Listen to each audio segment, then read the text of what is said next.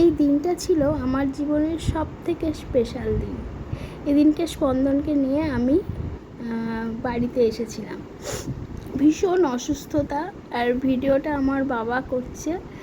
আমার মা বাবা 3 মাস আমার কাছে ছিল আমাকে সেবা যত্ন করার জন্য, কারণ আমার শরীরে এমন কিছু পরিস্থিতি খারাপ ছিল যে আমি বাপের বাড়ি যেতে পারিনি।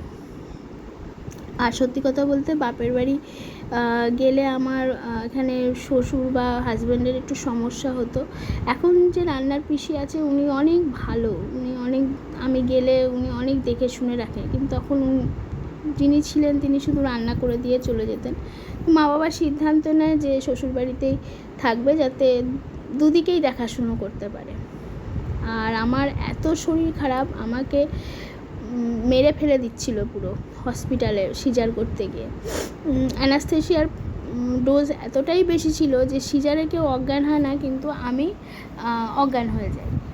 তো অনেক কষ্টে যখন আমার বাচ্চা বেরিয়ে হওয়ার 4-5 ঘন্টা বাদেও যখন আমার জ্ঞান ফেরে না, তখন হসপিটালে চেঁচামেচি শুরু হয়। আর তখন ডাক্তারেরা বলতে বাধ্য হয় এইরকম হয়েছে, তো অনেক দামি ইঞ্জেকশন লাগবে, ওষুধ লাগবে বাঁচাতে।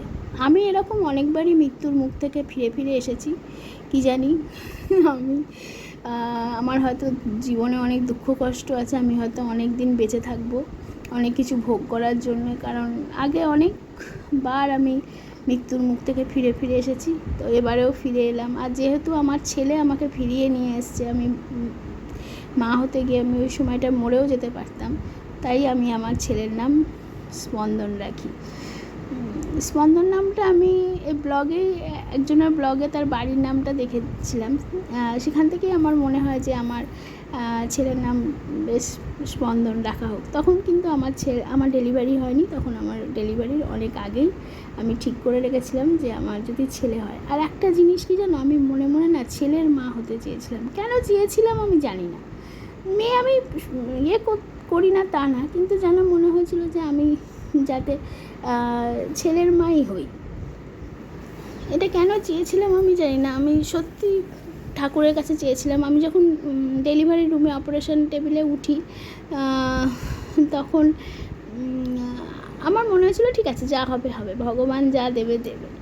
কিন্তু যখন আমি শুনি, যখন আমার জ্ঞান ফেরে আর আমি শুনি আমার ছেলে হয়েছে, নিজের কানকে বিশ্বাস করতে পারি না। তো এইখানে উঁচু জায়গায় বসেছে, আমার অত্যাধিক ঘাড়ে মাথায় যন্ত্রণা করছে, আমি জাস্ট সহ্য করতে পারছি না। কিন্তু ওই যে মা হয়েছি না, সেই অবস্থাতেও সন্তানকে ধরে রয়েছি, তাকে বলছি না যে নিয়ে নাও। মা হয়ে গেলে জীবনটা সত্যিই পাল্টে যায়। আর এখন এত দুষ্টুমি করে, মানে চিন্তার বাইরে।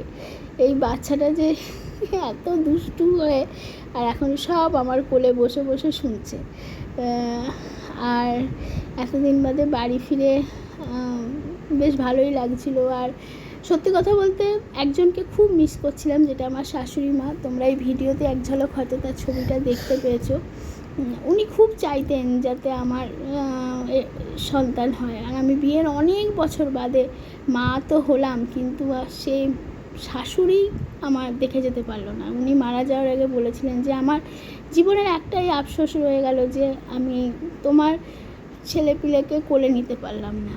তো আমি খুব মিস করছিলাম, খুব। আমি যেদিন জানতে পারি যে আমি প্রেগনেন্ট, সেদিনকেও আমার খুব কষ্ট হয়েছিল। আর সত্যি আজকে আমি কথা বলতে চোখে জলই চলে আসছে। আমি খুব মিস করেছি সেদিন।